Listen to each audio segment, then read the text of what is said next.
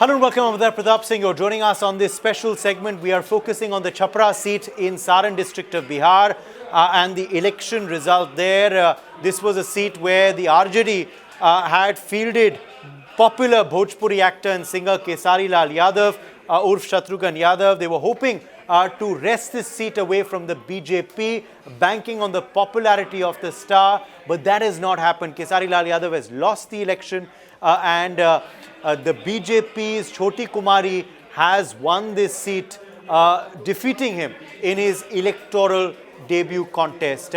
Joining me is my colleague Bhupender to talk about the reasons for this loss and of course also how the campaign of Kesari Lal Yadav has gone.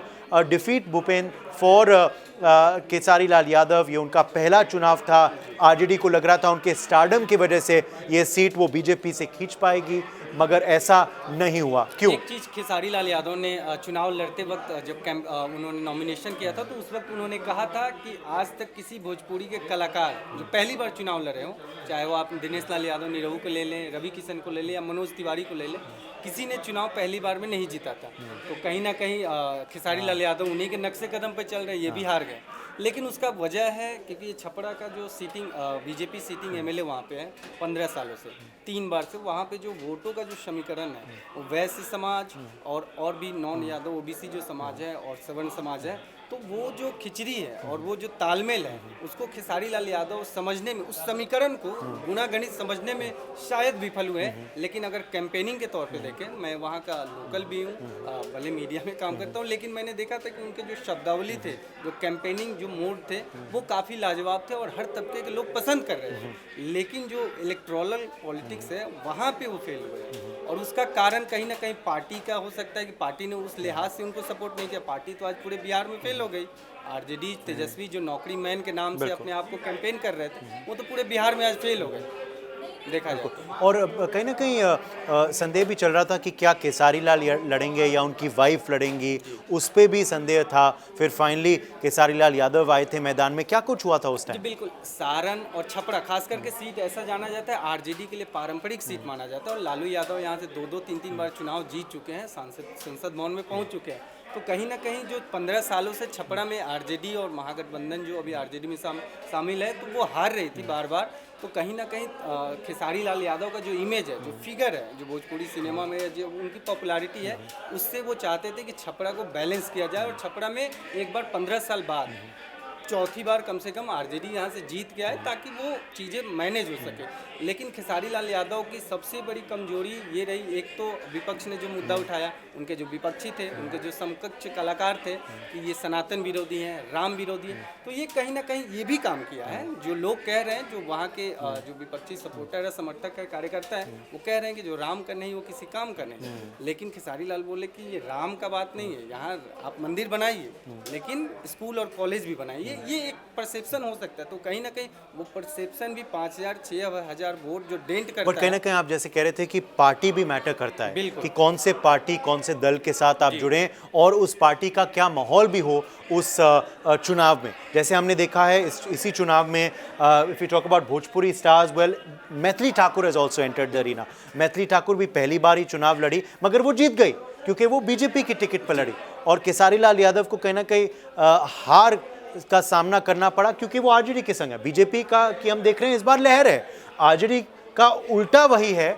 पिछले चुनाव में RJD के प्रति फिर भी बहुमत था, मगर कांग्रेस और अन्य दलों ने आरजेडी को नीचे खींचा था। इस बार पूरा महागठबंधन फेल रहा है। अब देखेंगे 2020 चुनाव में जो आरजेडी या तेजस्वी यादव का जो वेव था, उनके तरफ से जो सीटें आई थी, वो सबसे बड़ी पार्टी बनी थी। लेकिन इस बार ऐसा क्या हुआ, ये तो वो पार्टी मंथन करेगी, पार्टी विश्लेषण करेंगे। लेकिन खेसारी लाल यादव की जीत में कहीं ना कहीं पार्टी का समर्थन उस लिहाज से नहीं करना, वो एक कारण बना है। उसका एक वजह है कि तो केसारी लाल यादव अगर बीजेपी से लड़ते तो क्या होता? हो सकता था, हो सकता था। वो पॉपुलैरिटी जो है बीजेपी के, आज जो क्लीन स्वीप, जो स्लाइड, मतलब जो सुनामी आया है एनडीए का, और ये जो कटाक्ष हुए हैं वो भी बड़ा इंटरेस्टिंग हुआ है क्योंकि कुछ भोजपुरी चेहरे उस तरफ हैं, कुछ भोजपुरी चेहरे इस तरफ हैं, कुछ जनस्वराज में भी हैं। तो ये जो दिनेश लाल यादव निरहुआ और मनोज तिवारी और इनके तरफ से जो बयानबाजी आया है और केसारी ने जवाब दिया है, वो भी बड़ा दिलचस्प था। शुरुआत में ही केसारी लाल यादव ने जवाब दिया था कि जब रिपोर्टर जब मीडिया वाले पूछते थे केसारी लाल से कि आप बीजेपी छोड़ के आपके सारे समकक्ष जो भी कलाकार हैं, आर्टिस्ट है, सब बीजेपी में हैं, लेकिन आप आरजेडी को क्यों चुने? वो बोलते हैं कि मैं भीड़ का हिस्सा नहीं बनना चाहता हूँ।